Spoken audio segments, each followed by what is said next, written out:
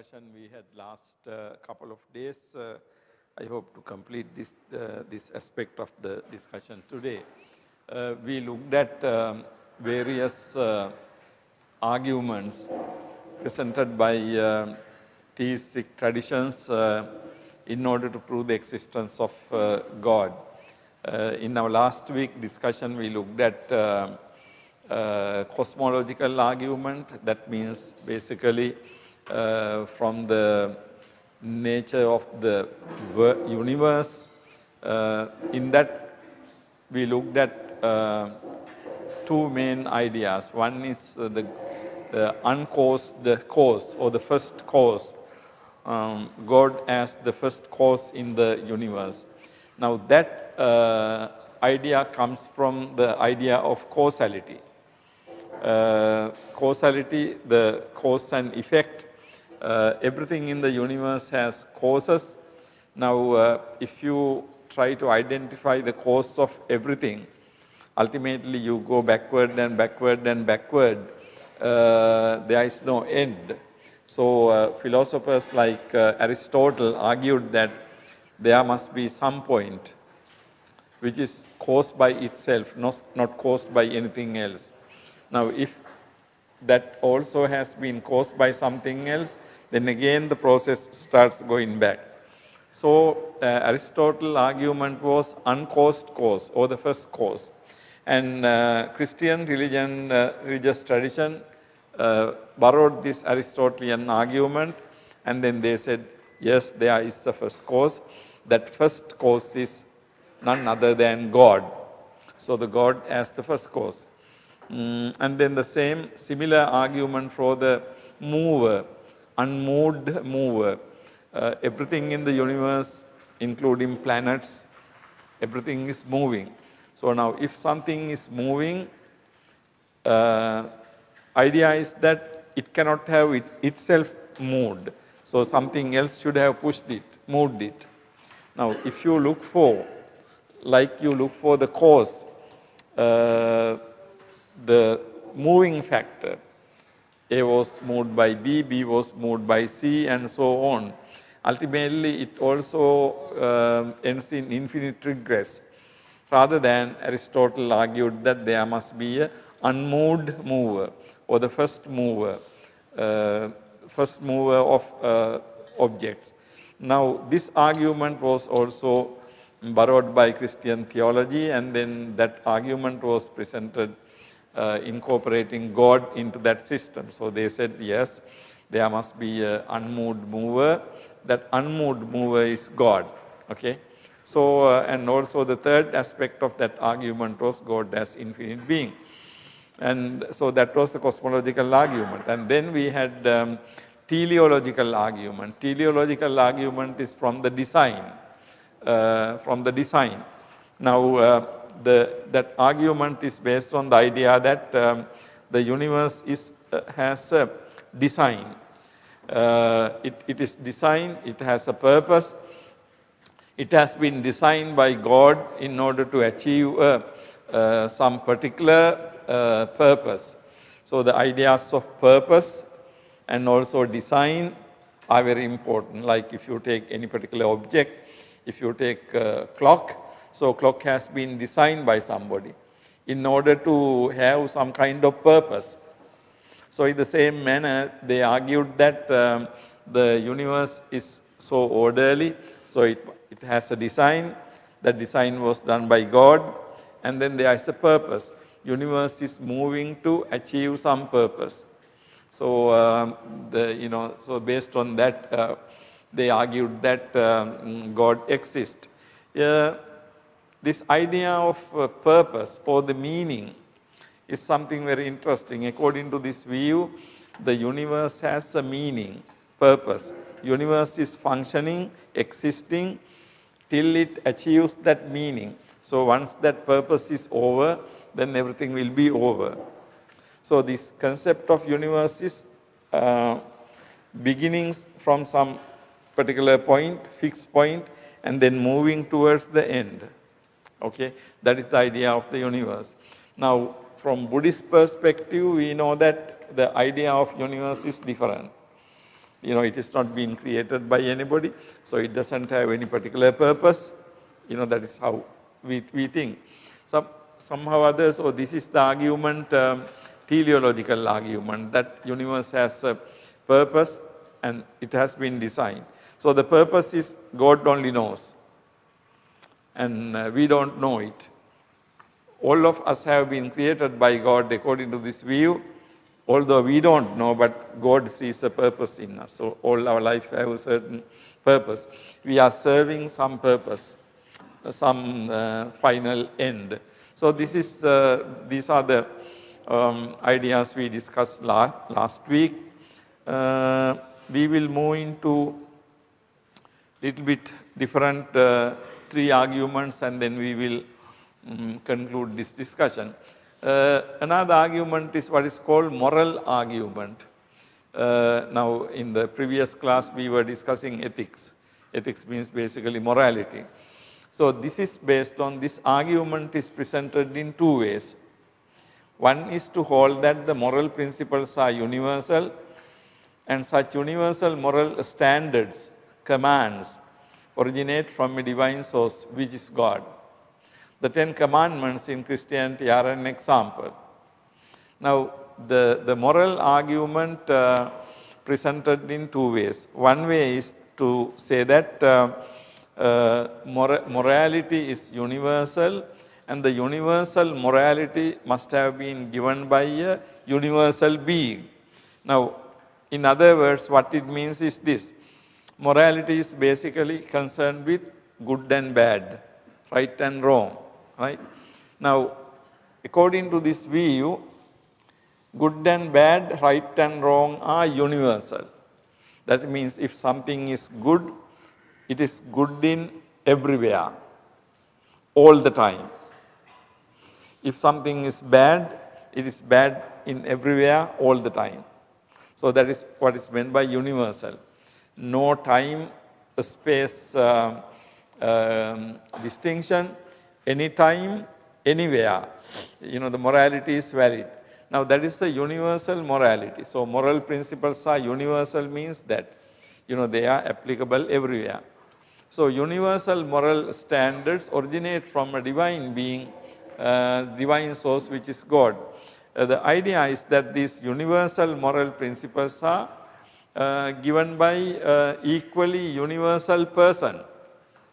Now God, they define as omniscient, all-knowing, omnipresent, present in everywhere, and also omnipotent, all good. Now God is an all good person. So omniscient, all good person is the one. So according to that definition, they say that the universal morality comes from God. So this idea is something in ethics, ethical studies, something very interesting. Even without believing in God, you can say that certain moral principles are universal. For example, in the morning we discussed 5 precepts and the morality. Now certain principles, certain moral principles like not killing, not harming, not stealing what belongs to others. Now we can say that these are universal principles. There can be some exceptions.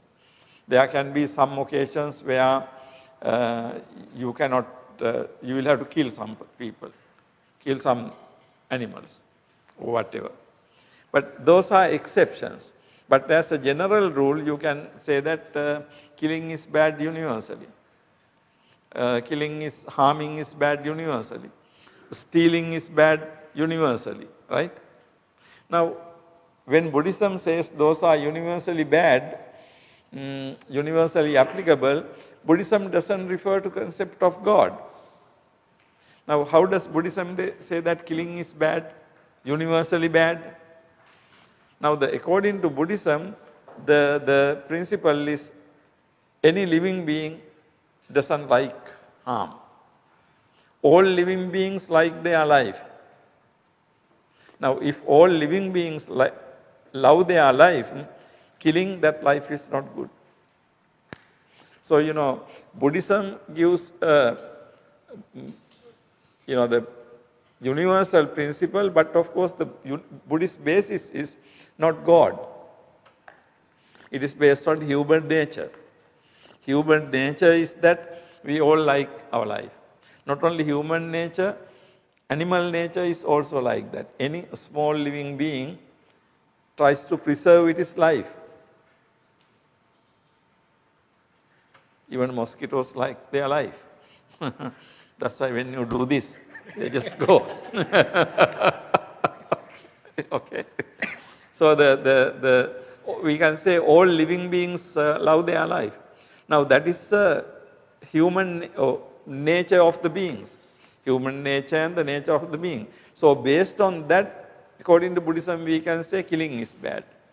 Now according to this view, this particular view, killing is bad. I mean, I'm just giving an example, not because of that, but because God had said that it is bad.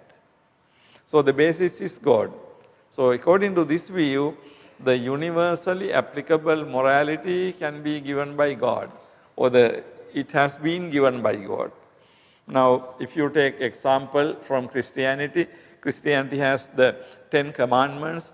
10 commandments in Christian religion, according to the Old Testament, was given by God to Moses. Moses is one of the early prophets in the Judaic philosophy. So the 10 commandments were given by, now these are commandments. Now, so that they were given by God. So because they were given by God, nobody can disobey them. Okay, that is idea. So the moral argument, one moral argument is that universal moral principles have been given by God. So therefore, those things have to be obeyed. In ethics, this comes as a divine command theory. Now, when we study ethics, in the ethics we have this idea, divine command theory. In ethics also, this question is discussed. Where do the moral principles come? How do the moral principles get the validity? Why should we obey moral principles? Now, theistic religion will say, because it comes from God. So you must obey, because if you don't obey, God will punish you. That's the idea. Now, again, if you look at Buddhism, which is not a theistic religion, moral principles we have to obey, but not because God punishes you. Okay? So there are different reasons for that. According to Buddhism, when we are living immorally, our own conscience blame us. Attanava attanang upavadati. Attanava attanang upavadati. So your own conscience blame you. That's the thing. Not because of God. And also there can be other things. If I kill somebody, actually I am really working against this universal nature of all living beings. All living beings want to preserve their life. So, like that, from a Buddhist point of view, we can look for different types of moral reasoning. But this divine command theory says that we have to obey commands of God. So the morality comes from God, so it is coming from God, so we have to obey. Now, that is one form of moral argument. So to summarize, first you conclude that moral principles are universal. Morals are universally applicable. So universally applicable morality comes from equally universal being. Now that is one argument. The other form of the argument, this argument comes from the fact that ordinary people are not perfect in their morality, being moral. They possess different degrees of morality. The different degrees of morality have to assume that there is a perfect degree of morality. God has the perfect degree of morality. Now, this is somewhat different argument. If you, according to this argument, if you look at different people's moral standards are different. Nobody is perfect. Okay, some people are more moral, some others are less moral. Nobody is perfect.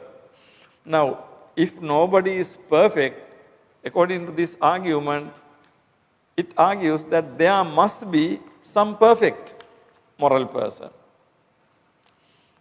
All the other people are not perfect, so there must be a perfect person. That perfect moral person is God.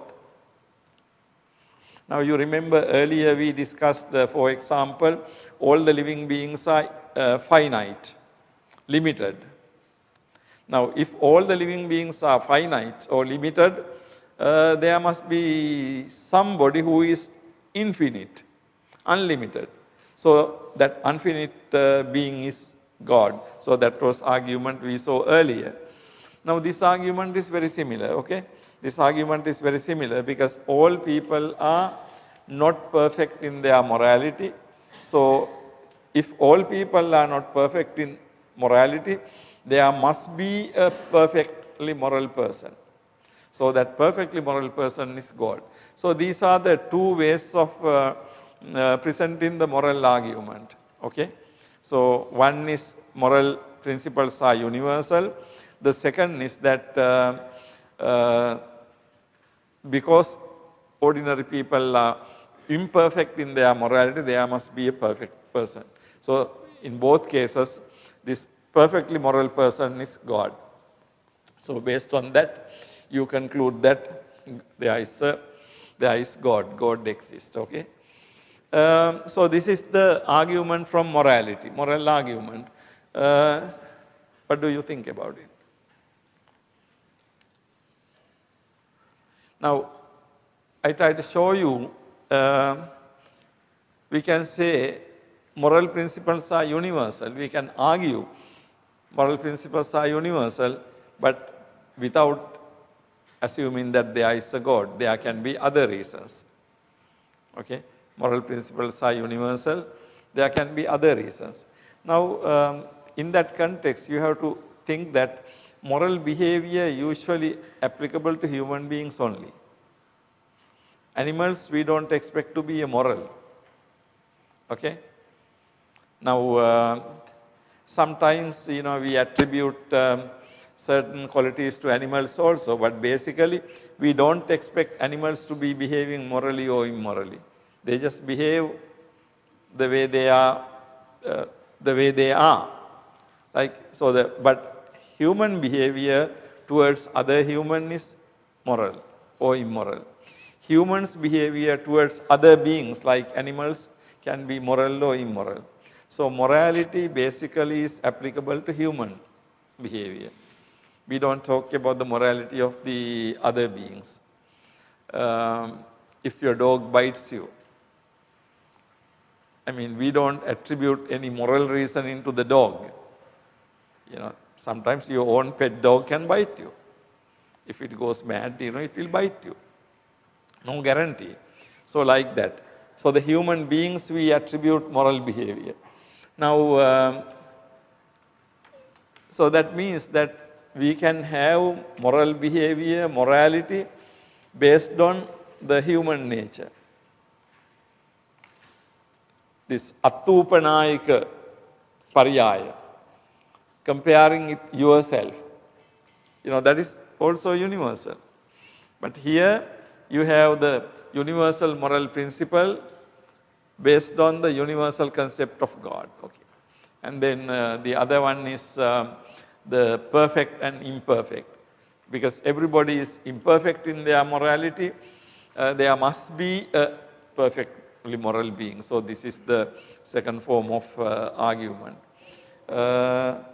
You need to think about, because now whether we really need that kind of universal moral being in order to have a perfect morality. And also you can think, what do we mean by perfect morality? Now in Buddhism we talk about being an arahant or Samma Sambuddha. But basically we talk about being an arahant is the person without raga dosa moha. Person without raga dosa moha is an arahant. Now what we say by that is an arahant doesn't have any akusala. Arahant has kusala. But then we do not use this concept of perfect. Okay? In Buddhism we say araha. Now when we look at from the point of view of araha, all the arahants are devoid of any akusala. Buddha is also araha. So Bhagava arahant. Buddha is also arahant. So arahant doesn't have any akusala. But we do not use this language of perfect. So we don't say arahant is a perfect person. Actually arahant can have, although arahant doesn't have lobha dosa moha, arahant can have, I told you the other day, arahant jumping over a ditch. Sometimes that type of thing can happen. During the time of the Buddha, there was an arahant who always used the very rough language. So those things can happen. But that doesn't mean that he is not an arahant. Okay? So when we describe arahants, we don't use the word perfect. But it is different from the Buddha with regard to the Buddha. So, but still this concept of perfect means without any kind of moral weakness. Okay? So now that type of concept we are not using because anyone can have not really lobha dosa moha related moral weaknesses, but the certain things that other people don't like. So we don't want to use this concept of perfect because the perfect person is perfect in every sense. We don't talk about the ordinary people, even about arahant as perfect in that sense. Okay. Now that also you can think about it because when we use particularly the English language, those concepts, we are using the concept of perfect. But in what sense we are using this concept? Now for God they use the concept of perfection because God is perfect in every sense. But then what about human beings? In Buddhism, we can say that we try to attain nirvana by realizing arahanthood. But that doesn't necessarily mean that that is being perfect because it has not been viewed from that point of view. So these are things you need to think in relation to this type of argument. So, okay. Do you have any questions or anything? Do you see the argument or do you have any questions about it? Okay, anyway, think about it. So this is what is called the moral argument, and then we'll move to the next one. Argument from religious experience. Many religious people claim that they experience God in their religious contemplations. It is said that one can experience only that which exists. Since people experience God, God must exist. Since God exists, people experience Him. Religious experience is direct evidence of the existence of God for those who have that experience. For others, it provides indirect evidence. Now, this is something very interesting. A religious person in his or her contemplation, meditation, can come and say that I experience God. Now, important thing is if someone says that I experience God or I saw God in my meditation, now what can we say about it? What can we say about it? Now if somebody says I dream God or something, or I had a particular dream, we can't say no. Because if somebody says that that person had a dream, we can't say anything about it because it is his dream or her dream. It happens in her mind. This argument from religious experience is in a way very powerful because it talks about your personal experience. Now, when someone says that in my experience, in my meditation, I experience God, you can't say that no, you did not. Because it is someone's personal experience. Okay? So, it is something very personal to you. It is not shared by anybody else.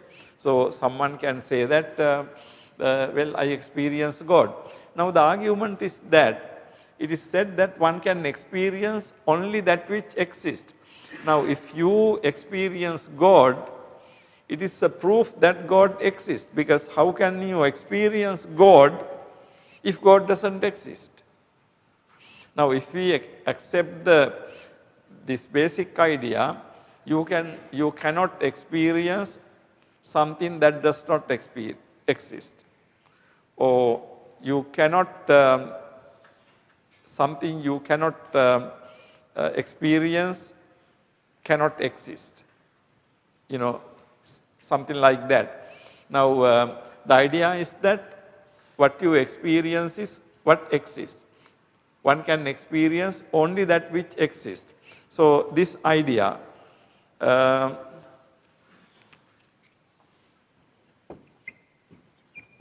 one can experience one can experience only something that exists. Now, if this is true, one can experience only something that exists. From that we can go to if one experiences something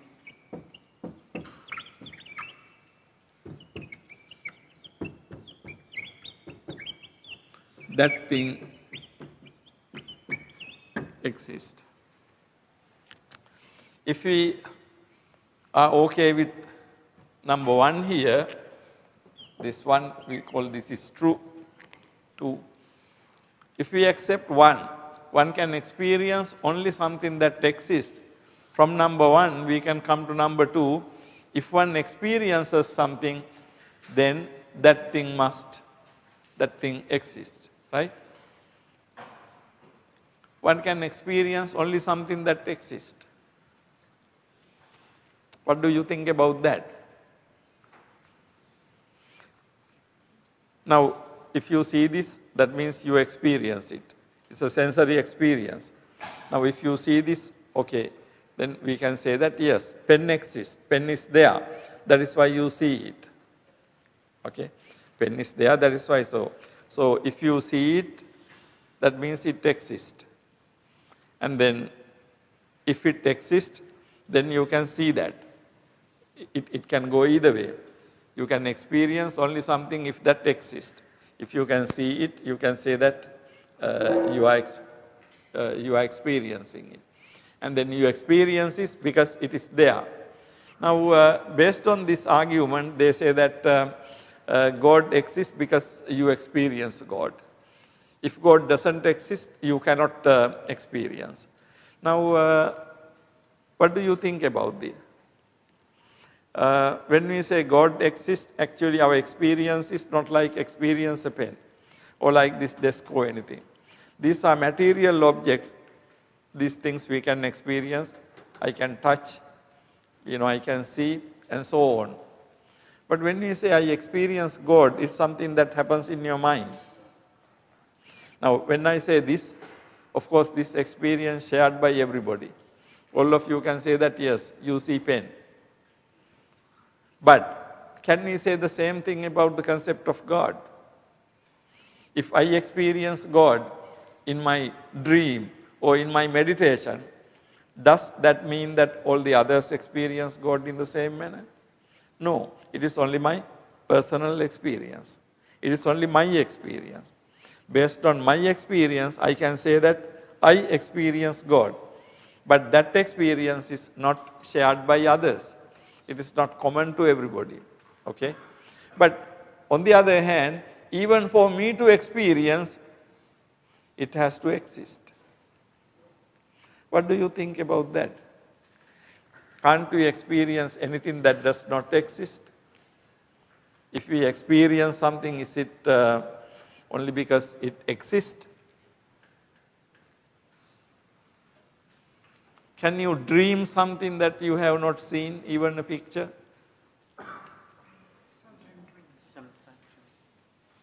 Sometimes you can? Yes. How?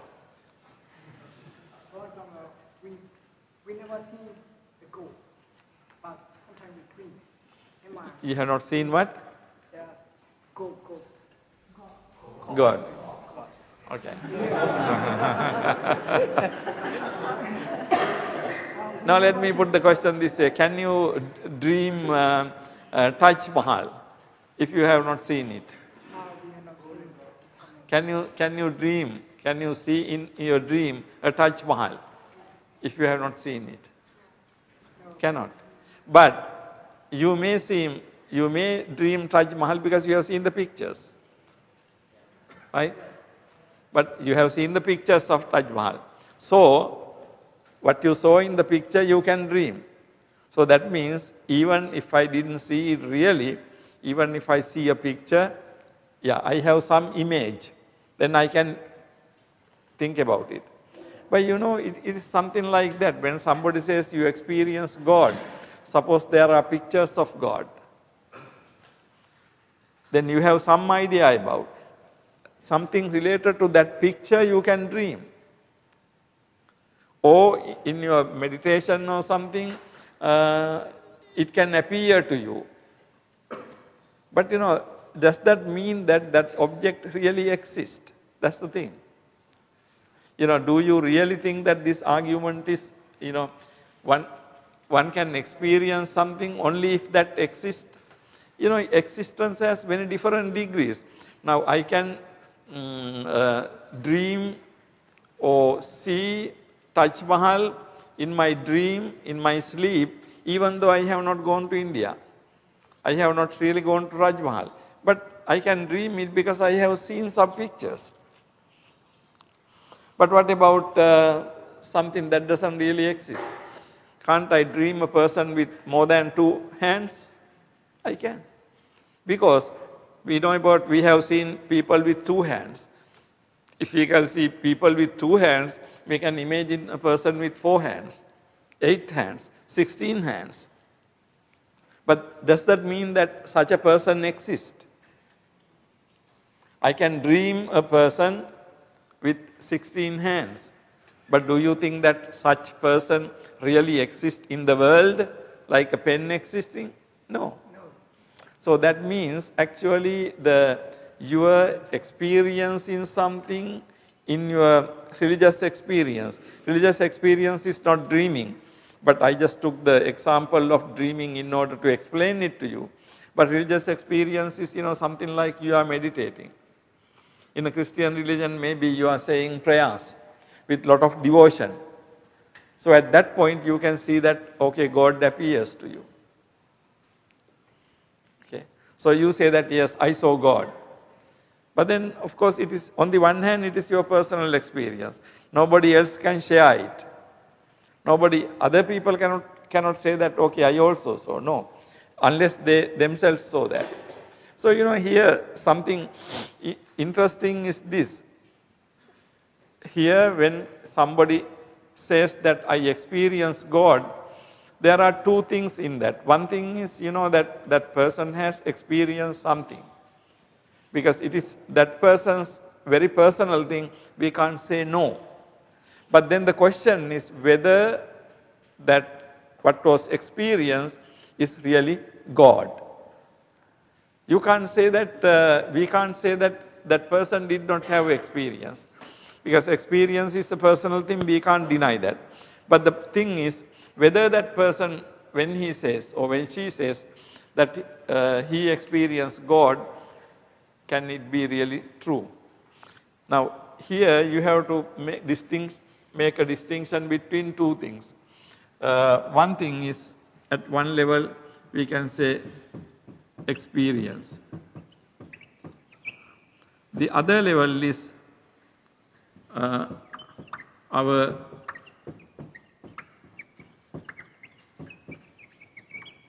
interpretation of E for experience. Now, experience and our interpretation of experience. There are two stages. When I say something, I saw something in my dream. Then I say what I saw. Actually, when I say what I saw, that's my interpretation. That's my interpretation. Now, suppose you dream something, and then you say, I saw, in my dream, I saw a person. And then you say, in my dream, I saw such and such person. You identify it with somebody. Now, the second stage is actually interpretation. So, you have experience, you have interpretation. Now, in order to understand, we don't need to go very deep. Even look at something simple. Okay, you see this, and then you see a pen. But now everybody knows that, okay, you have some experience, you see something. Now, all of you interpret this as a pen. But then a person who has not seen a pen like this for the whole life, that person will say this is something else. They don't know even this to be a pen, right? You say it is a pen because all of you know about the pen. You see, so it is one thing to see this. It is another thing to give a name to it. We say, I see a pen. Now that is interpretation. Going further, you say you see a pen. Somebody says, I see a beautiful pen. Now when you say this is beautiful, it is interpretation. It is your interpretation. So giving a name is also interpretation. Now, I am drawing your attention to the distinction between having an experience and also describing or interpreting that experience.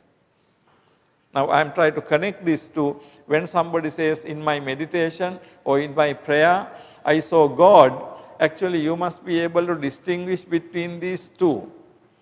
Having an experience and interpreting that experience. When you are in your prayer or when you are in your meditation, maybe you experience something. But then you interpret it to be experience of God. Now that is the interpretation. So the stage which we cannot say no is experience. If you say I dream about something, how can I say that no, you did not? I can't say that. Or if you say that in my meditation I saw something, nobody can say no. But then the issue is whether what you saw is God or not. You say it is God. For somebody else it is something else. In other words, same experience can be given different interpretations by different people, isn't it? I will give you an example from Sri Lanka. We have this very tall mountain called Sripada, where Buddhists believe that Buddha's footprint is there. So a lot of pilgrims every year, thousands of people go climb that mountain in order to pay respect to the Buddha's footprint. Now that mountain is also well known because in the early morning, when you climb that mountain, behind the mountain you can see early morning sun is rising. So it is a very beautiful scene. Actually, I have not seen that because you have to go really start climbing in the midnight and then go there like 5 o'clock. Then you see early morning sun is rising just behind that mountain because it's so tall. Now, this place, Buddhists think that the Buddha's footprint is there. But also Christian people also go there. They call it Adam's Peak. So they connect it to Adam. Adam and Eve, this at the very beginning of human race, God created Adam. So they connected it to Adam. So, and also Islamic people also go there. Now, all Buddhist, Christians and Islam people in the early morning see this sun rising. It's so beautiful scene. Now Buddhists think that sun god is worshipping the Buddha. Christians think that it is the God's creation and the glory. Muslim people think that it is something again related to God. Now you see, all three people saw the same thing. They saw same thing. But for three people, for the Buddhist it is one thing. For the Christian it is another thing. For the Muslim it is another thing. Now do you see the difference between experience and interpretation of experience? Because you experience something and then you give a name to it. Either you say beautiful or ugly. Now that is interpretation. Actually what you think beautiful is, for somebody can be ugly. What is ugly to you, for somebody can be beautiful. So our interpretation is different, but what we experience is the same. So there is always a distinction between experience and interpretation. Now in this argument also you will see argument from religious experience. A person has experience, okay? And then to that experience the person gives an interpretation. In other words, in a religious meditation, a person can have some kind of experience, something that person sees. Then that person interprets it to be God. So the second part is the interpretation. Now if I don't believe in God, if I see something in my meditation or whatever, I will not interpret it to be God because I don't believe in God.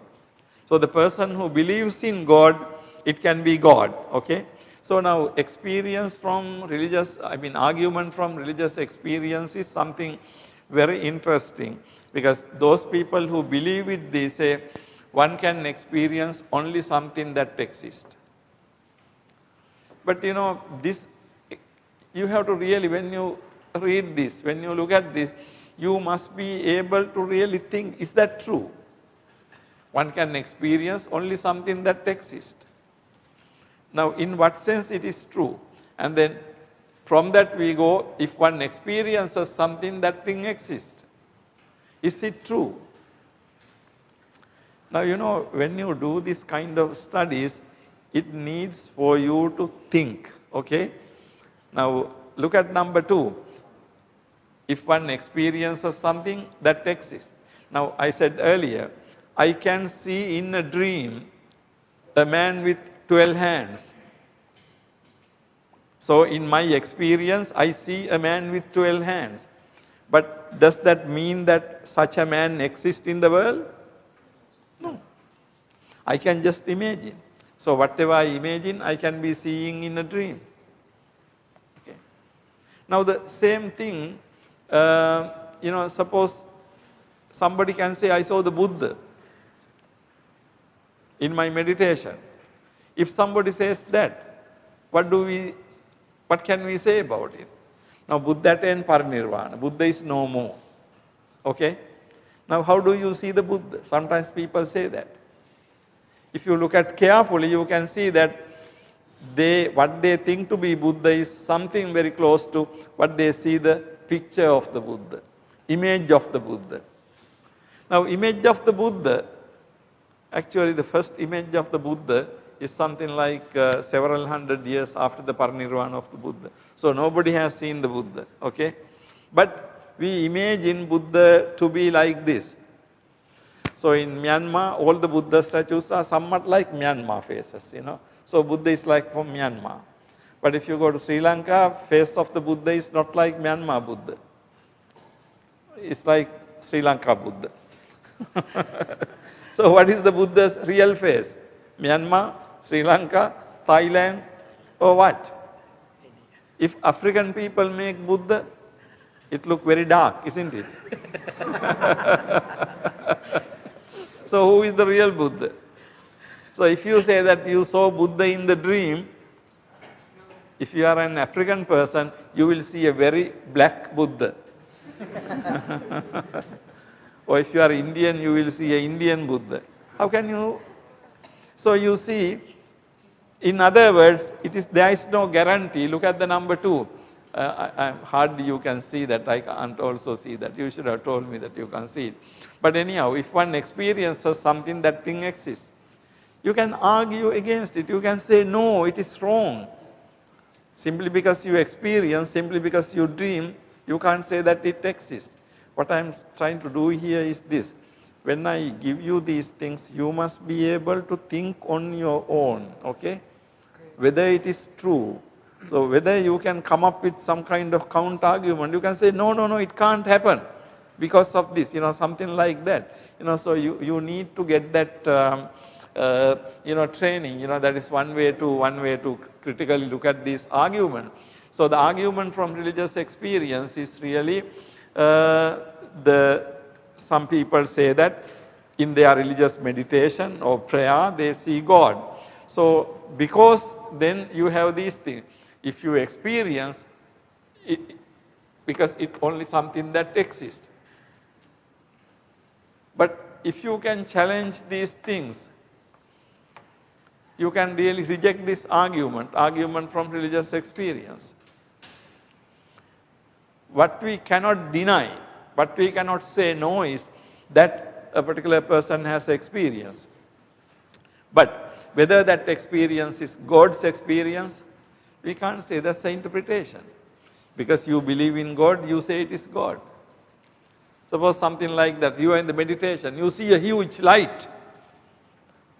So that person says, I see God. But does that mean that you really see God? But then the argument is very interesting. Then they say that first you see you had experience, you interpreted it to be God, and then from that you say God exists. Okay? Now this is really the way the argument goes. Okay, this is the second form of argument. Let me go to the one and final argument from rationality. Now this argument is presented by this 16th century philosopher called Pascal. Pascal's is called wager. Pascal's wager. Wager is really gambling. When you gamble, you bet for something. Wager is that, right? Have you gambled? No. Okay. Right. In gambling, we say that, with a card pack, when the people do gambling, you ask for some particular one, then you say that, and then others say no, and then you shuffle it and this thing. So something like that. So the wager is gambling. Now this, actually gambling is based on some kind of rational theory. I will explain it to you what rational means. But basically, rationality, rational being means you do something to your own advantage. You do something to your own advantage, not to your disadvantage. Any rational person will not do something self-harmful. That is one idea. But that again we can critically look at according to Buddhism, but we will leave that for the moment. So on the basis of the belief that any rational person promotes one's own interest, Pascal says that it is rational for one to wager on the existence of God rather than on his non-existence. Okay, now this is a very interesting argument. They say that in gambling situations, you assess all odds, and then you gamble, okay, and then you gamble for something in order to win, not to lose, okay. So any rational person will gamble in a manner that will make you winning position, not in a losing position. Now here, Pascal says that any rational person will, who is promoting one's own interest, say that rational for one to wager on, bet on the existence of God rather than non-existence. If you wager on the existence of God, you will have to make some effort to be religious in this life, which is inconvenient. But if God exists, you will be eternally rewarded. If God doesn't exist, you have only lost a very little or nothing. You wager on the non-existence of God and live in a merry life. But if God exists, you will be damned eternally hell. You have gained only a little but lost much. If you wager on the non-existence of God and God does not exist, then you have lost nothing, but the risk is too much. Actually, this is a very interesting argument. Let me show you how it works.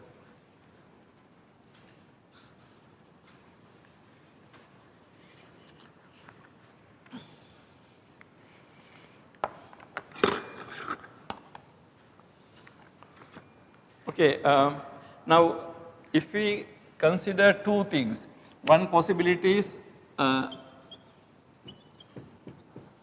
God exists, okay. The other possibility is God does not exist. Now these are the two possibilities, okay. God exists. Oh, these pens are not very helpful.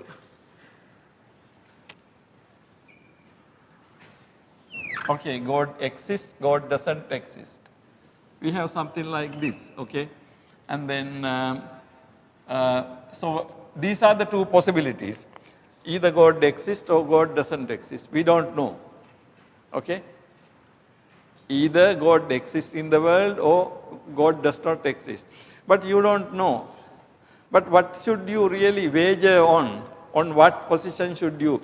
Okay, now two possibilities are there. So one possibility is you wager on God exists. The other possibility is you wager on God does not exist. So, these are the two positions. God exists or God doesn't exist. Now what happens is you wager, okay, you don't know whether God exists or God doesn't exist. You wager on God exists. Then what happens is, you don't know. These are the only two positions. Okay, you wager God exists. Okay, God exists, right? If God exists, I'm sorry, what is related to here, I will, there are two possibilities. You are religious in this life, and then you receive eternal heaven next life. Okay, this is what can happen. Either God exists or doesn't exist, odds are 50-50. Either God can exist, but you, according to Pascal, you wager on God exists. Then what happens is, so you wager on God exists, you are religious in this life.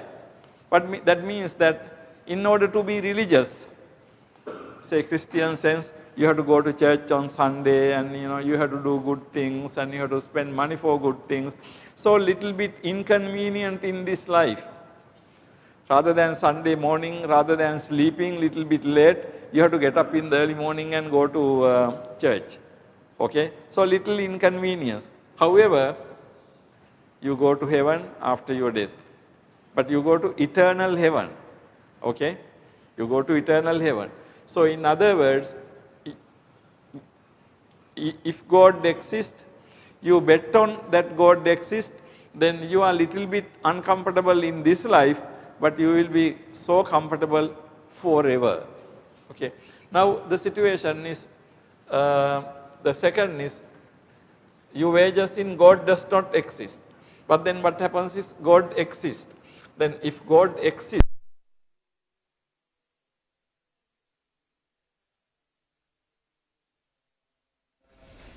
so you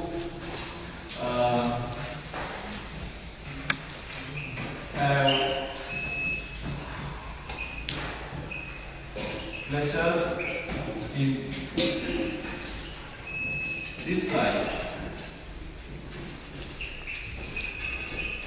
you go to eternal hell. Next time. Now what happens is, okay, you wager that God doesn't exist. But God exists. Then what happens is, okay, because you don't believe in God exists, you don't do religious things and you don't go to church and so you have some fun in this life. But after that, you will be born eternally in hell. Look, so you have some fun in this life, but you lose all lot of things. You have some discomfort in this life, but you get eternal heaven. So simply this.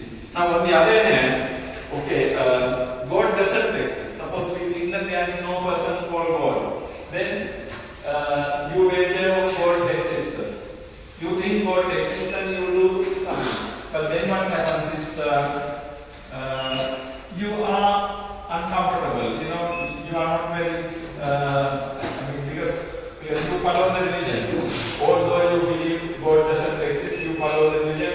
So you lose something in this life. Okay? Because you have to be going to the church and things like that. So we can say some discomfort in this life. And because there is no God, although you believe that, okay, we can say nothing happens in next life. Alright. Now the other person, you wager on God doesn't exist. Actually God doesn't exist. So you wager God doesn't exist and also God doesn't exist, then it doesn't make you are having pleasure in this life and nothing happens in the afterlife. Okay, so you can say simply pleasure in this life, nothing happens in the next life. But in these both cases, the risk is too much. The risk is too much because you believe that God doesn't exist. But if God exists, then you will go to eternal hell. Okay, so the risk is too much. Now this is the situation. So this is a wager. Wager means it's a gambling. In this gamble, 50-50. 50% for God exists, 50% for God doesn't exist. You don't know whether God exists or not. Now Pascal's argument is this: if you are a rational person, if you are an intelligent person, you must always wager on the existence of God. That's what he says. Now when you wager on the existence of God, of course you will have to be little discomfort in this life, but you will get eternal heaven. Eternal. So you just have discomfort only very short period, but you will get eternal life. But if you not wager on the existence of God, but God exists, you will have some fun in this life, but after death you will be in hell forever. So he asked, as a rational, intelligent person, what should you do? He says that you must always bet on the existence of God. The principle behind here is this. I think I indicated this to you one of my last lectures. Like you buy a lottery, right? People buy lottery.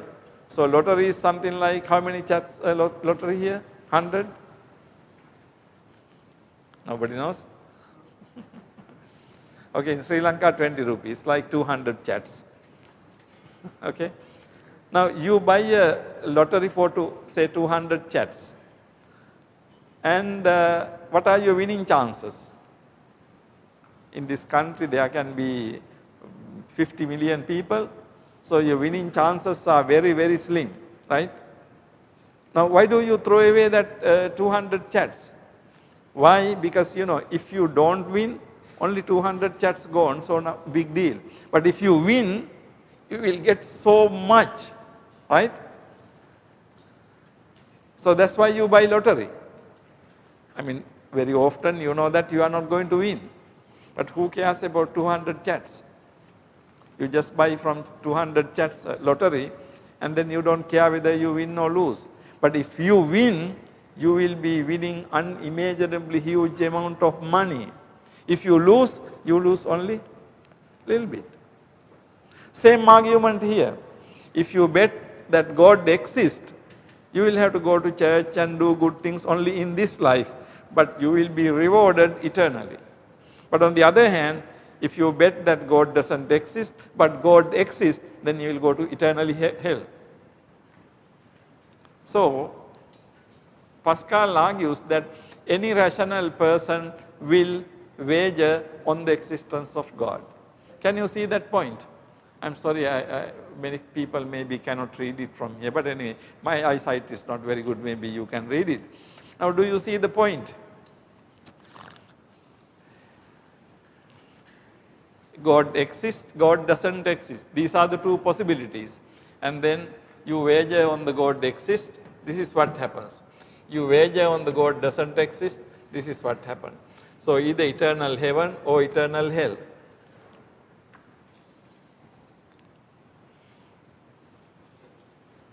Is that clear? This is an interesting argument.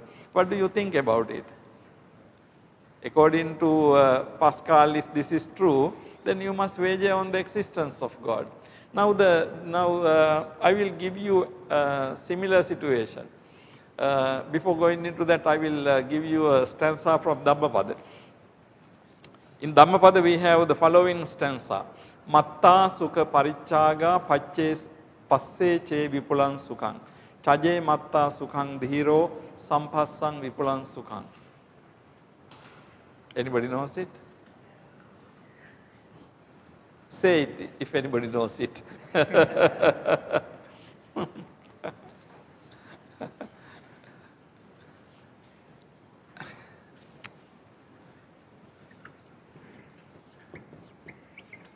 Matta sukha parichaga passe che vipulang sukhang chaje matta sukhang dhiro sampassang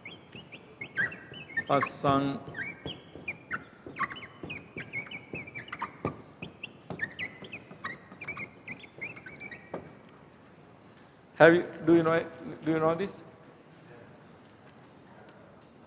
Can everybody say this? Say it. Can you see it?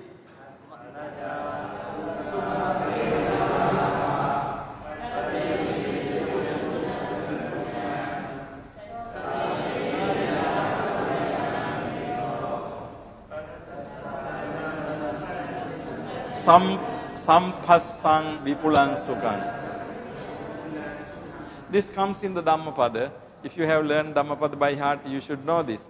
Matta sukha parichaga passe che vipulang sukhang chaje matta sukhang dhiro sampassang vipulang sukhang. Matta sukha parichaga. Matta means small. If you can see, by sacrificing small happiness, matta sukha parichaga, you sacrifice small happiness, passe che vipulang sukhang. Vipulang means big. You sacrifice small happiness in order to get big happiness. Passe che. Chaje matta sukhang dhiro. If you are an intelligent person, dhiro, matta sukhang chaje. You give up the small happiness. Sampassang vipulang sukhang. in order to get the big happiness. Now, you know, this very similar argument. You give up small happiness in order to get the big happiness. Isn't it the same thing we do when you buy a lottery? You give up 200 chats. Who cares?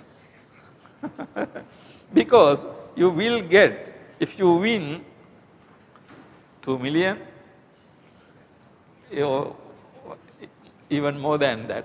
So thinking about 2 million, you just give up 200, okay? Isn't it? It's the same argument. Matta sukha parichaga. Buddha doesn't say to gamble, but the thing is, it is intelligent thing. You lose, you give up something small if you can get something very big from that. You don't care about the small thing. You just give up the small thing in order to get the big thing. So, you know, this idea. Now, the Pascal's argument is very interesting. Pascal says, in a situation where you don't know whether God exists or God doesn't exist, what should you believe? So, according to Pascal, you should believe that God exists. Because if God exists, you will go to eternal heaven. If God exists but you don't believe in God, then you are in trouble. Okay? Now, actually this is about something, something we don't see, something we don't know. Something we don't see, something we don't know. Now, in that type of situation, what should we do? You know, there is a very similar argument in a discourse of the Buddha. Anybody can tell me what that discourse is? Very similar to this. Very similar to Pascal's argument. There is an argument given by the Buddha. Anybody knows? Anybody remembers?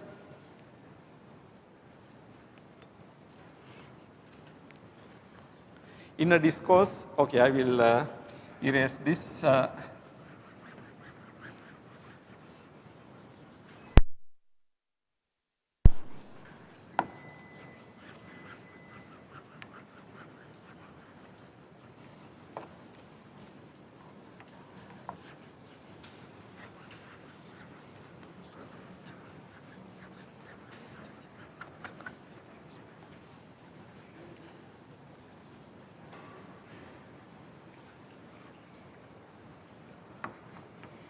Buddha has taught a very similar argument in one of the discourses. Do you remember that?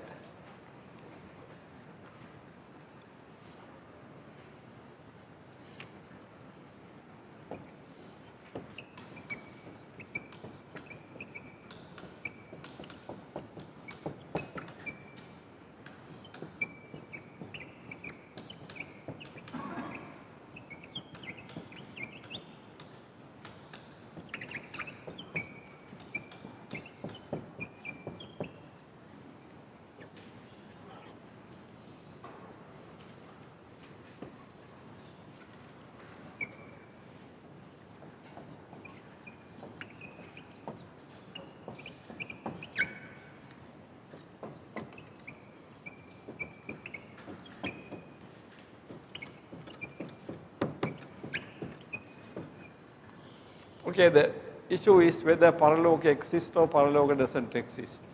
This comes in the Majjhima Nikaya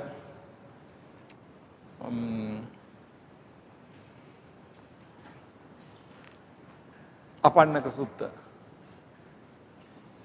I told you in the morning to read Baddali Sutta. Now I say to you to go and read today Apannaka Sutta. Okay? Apannaka Sutta. This comes in the Apannaka Sutta. Majjhima Nikaya.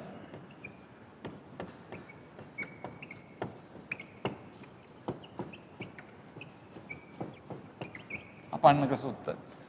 Now, Buddha addresses this group of people who doesn't believe in Paraloka. Paraloka means life after death. Okay? So, the two questions are Paraloka exists, life after death exists, life after death doesn't exist. Now, Buddha says to these people, because these people don't know, they don't believe, like God, they don't know whether Paraloka exists or Paraloka doesn't exist. Then Buddha says to them, that's okay. Buddha says, whether paraloka exists or not, whether paraloka exists or not, you do good things. Whether paraloka exists or not, you do good things. Now, then what happens is, okay, you believe in paraloka, you don't believe in paraloka. But Buddha says that whether you believe it or not, you do good things, okay. Now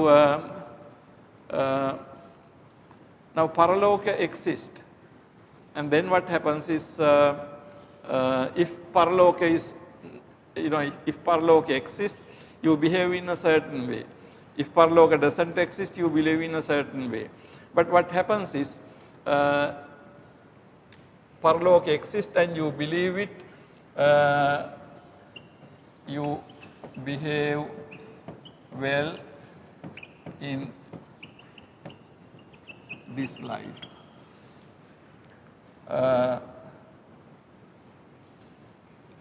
You go to heaven in the next life, okay. So you behave well in this life, you go to heaven in the next life. But here we have somebody doesn't believe this. So behave badly in this life, okay. Go to hell in the next life, okay. Now these are the possibilities, and then paraloka doesn't exist. You believe paraloka exists, but paraloka doesn't exist. Then what happens is, because you behave well,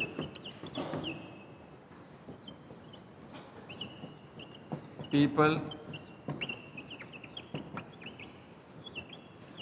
praise you, and then you have relief of mind. Because you behave badly, people blame you. You do not have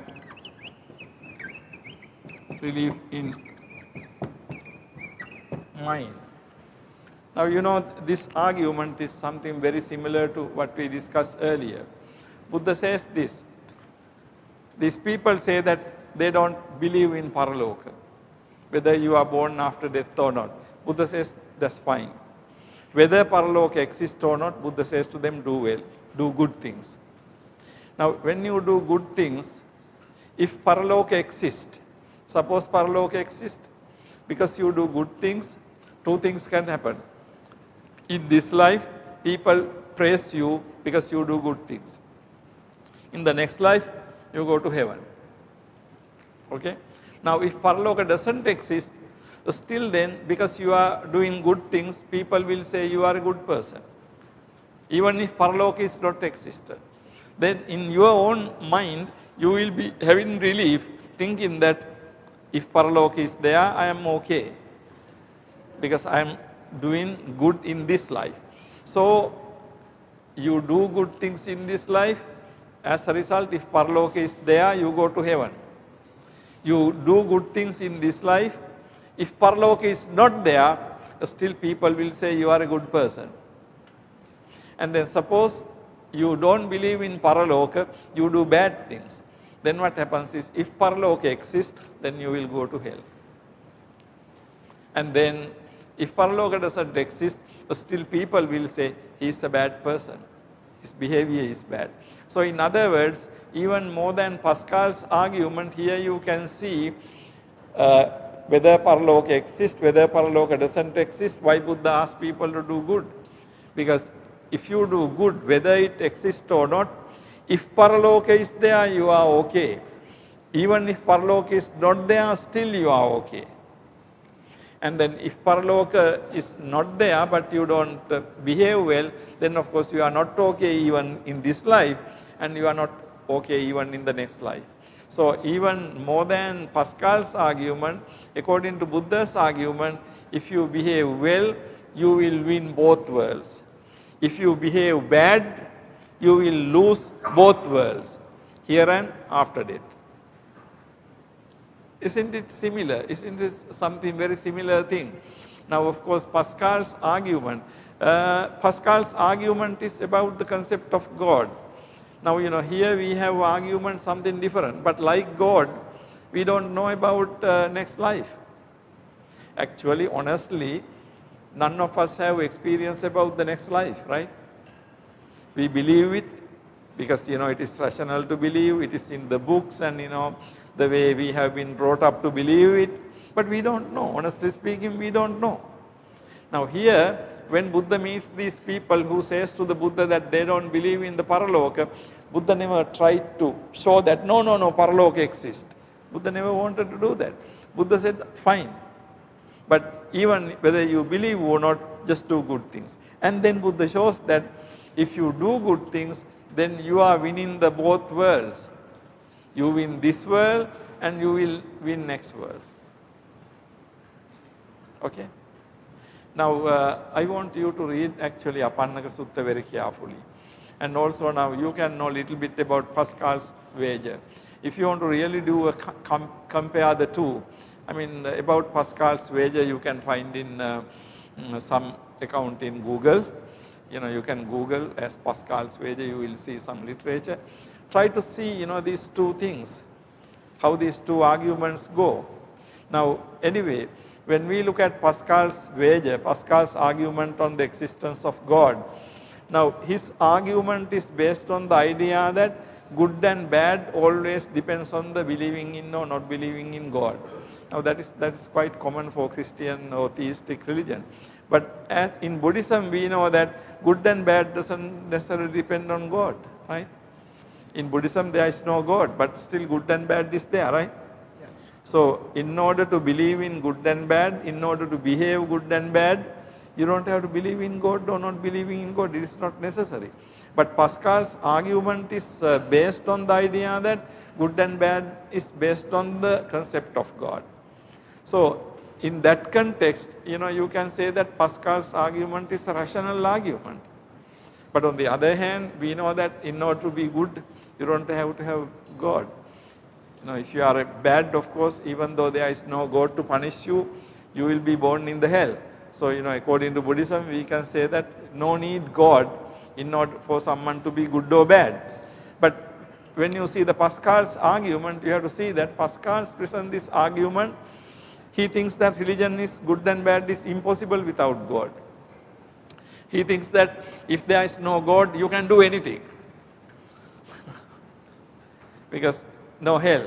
But we don't believe that. Even though there is no God, you can't do anything you like. You have to behave morally. Do you see the basic difference between Buddhism and theistic religion? In Buddhist tradition, in order to be good, we don't have to have a belief in God. But in many situations in the theistic religions, people believe there must be God in order to be good. If there is no God in the world, you can do anything. But of course, it is not like that. The morality must be meaningful whether God exists or not. Okay? It is dangerous actually, because if morality depends on God, all those people who don't believe in God will not be moral. That's not a very good thing.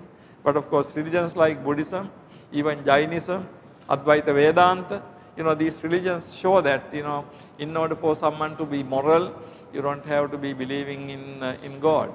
Okay, now this is the last argument I wanted to discuss with you on the existence of God. So this argument was presented by this philosopher called Blaise Pascal. So the Pascal's argument is what is called Pascal wager. So it comes from this the action of gambling. So in the gambling, the theory is like lottery. You give up small thing, in order to get a big thing. That's a kind of rationality here. So what he says is, if God exists, to be religious is little bit troublesome, right? Have to get up in the early morning and all these things, trouble. But of course you undergo that trouble only on this life. Next life and onward you will be eternally heaven. So you lose little, gain much. That's the concept. You lose little and gain much. So as a rational person, Pascal says that you must wager on the existence of God. Okay folks, during these last 3 sessions, including today, I have been discussing with you the arguments given by those people who believe in God in order to prove that God really exists. At the very beginning of this discussion, I told you why this belief is so important. Because in a theistic religion, existence of God is crucial. Because for those religions, if God doesn't exist, then everything loses the meaning. So you really have to prove the existence of God. Now I presented to you various different types of arguments on the existence of God, and also I tried to develop some kind of Buddhist critique, how to look at these arguments from the Buddhist point of view. So lastly today we had Pascal's wager based on the gambling theory. You gamble on something where you get more by putting down little. So that was the idea. And also I gave you this Dhammapada stanza, Matta Sukha Parichaga, Pachese Vipulan Sukhang, Chaje Matta Sukhang Diro, Sampassang Vipulan Sukhang. Of course, Buddha doesn't talk about gambling, but even our day-to-day life, you sacrifice little things in order to get much larger things. So that is being rational. Okay, so I will wind up my discussion from that. Do you have any questions or comments or anything you don't understand or anything you don't agree with me? Not with me, but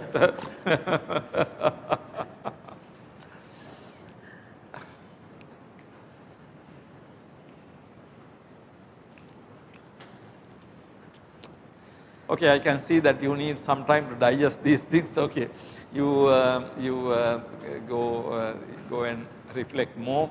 Actually, these my PowerPoint presentations. If anybody wants, you can talk to Venerable Dhammachara. You can make use of them. There is no problem. But I want you to pursue. Like in the morning, I asked you to read this Majjhima Nikaya Sutta Baddali. The same manner, you read Apannaka Sutta and also see how this argument has been presented by Buddha. Okay, I will wind up the discussion from this today. Next 24th, we will have a special day, and 25th also, because I lost one day, and so I will be having extra class on next 24th. So we will have classes on 24th and also 25th. Okay, thank you very much.